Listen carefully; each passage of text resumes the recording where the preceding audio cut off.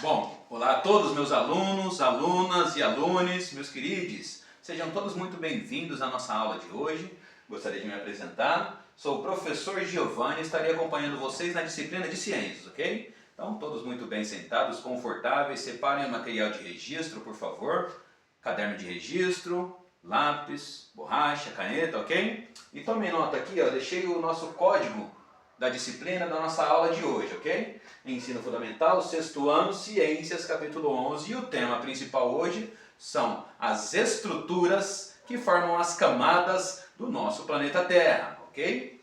O objetivo dessa aula é a gente conhecer as estruturas do núcleo até a atmosfera, da parte mais interna até a parte externa, tudo bem? O objetivo específico: reconhecer e identificar as características do núcleo, do manto interno e externo, da crosta terrestre e da atmosfera terrestre, e as causas e consequências das interações entre essas camadas e as transformações que ocorrem na biologia do planeta Terra, ok? Vamos conhecer os movimentos da superfície, os movimentos, as causas e as consequências dos movimentos da crosta terrestre, as transformações na superfície terrestre.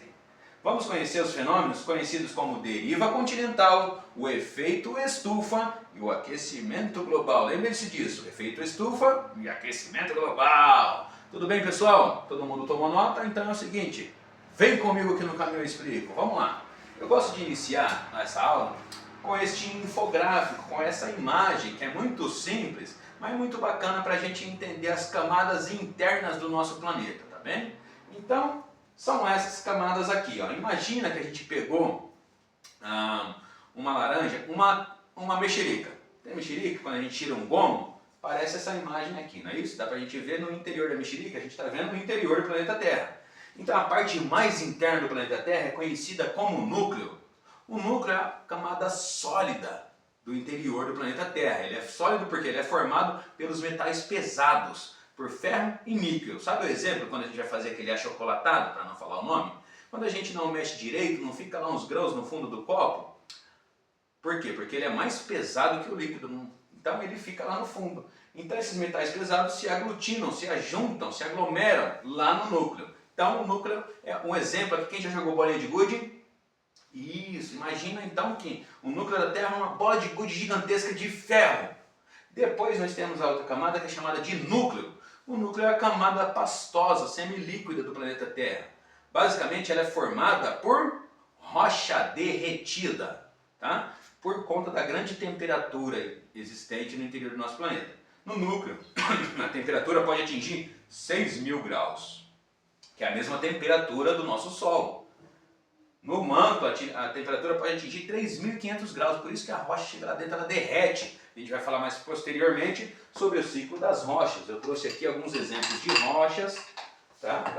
Isso daqui a gente vai ver daqui a pouco essa estrutura. Isso mesmo, é um vulcão, a gente já vai chegar lá, tá? Então o que sai, basicamente, o que sai do vulcão, a erupção vulcânica? Sai o quê? A lava. E o que é a lava? É basicamente o magma, é rocha derretida. Quando ela chega aqui, ela resfria de novo e vira rocha. A gente vai falar sobre o ciclo das rochas, ok? Então, depois nós temos a camada conhecida como crosta terrestre. Crosta terrestre é a superfície onde nós estamos, onde estão todas as formas de vida, desde o mais profundo do oceano até a maior montanha do planeta Terra. Então, essas são as camadas do planeta Terra, tudo bem? Então vamos entender como que acontece os movimentos. Essa parte do manto aqui, como ela fica borbulhando, não tem quando a gente aquece a água, ela não fica borbulhando?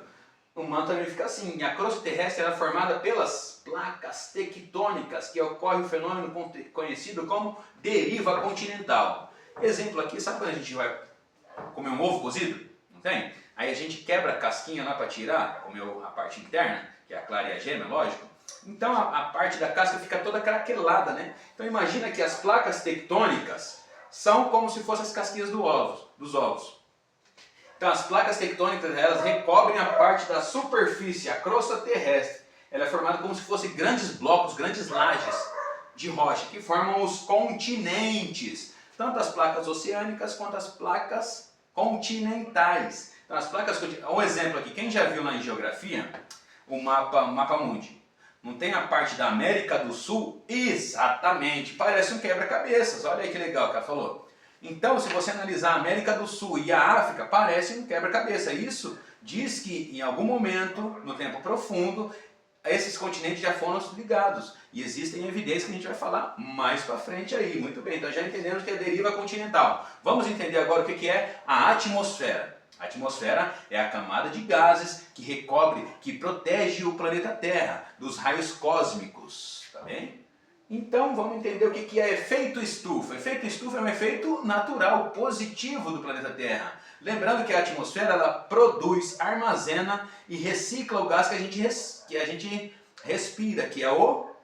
Muito bem, o gás oxigênio, tá todo mundo afiado, hein? Então o efeito estufa é um efeito positivo, porque é ele que recebe, filtra o calor solar e ele armazena para todo o planeta uma temperatura ótima, dependendo de cada região, tá? Nós temos as regiões mais frias, as regiões mais quentes. Então é o efeito estufa que filtra os raios solares e armazena o calor para todas as vidas, então é o efeito positivão.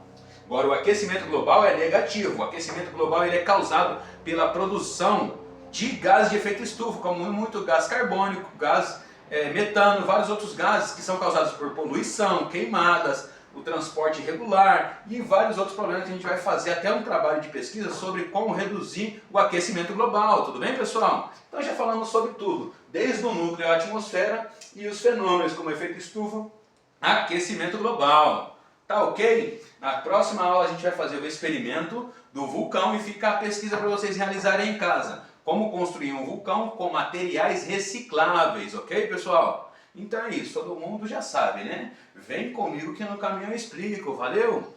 Aguardo vocês na próxima aula para realizar nossa experiência. Bom!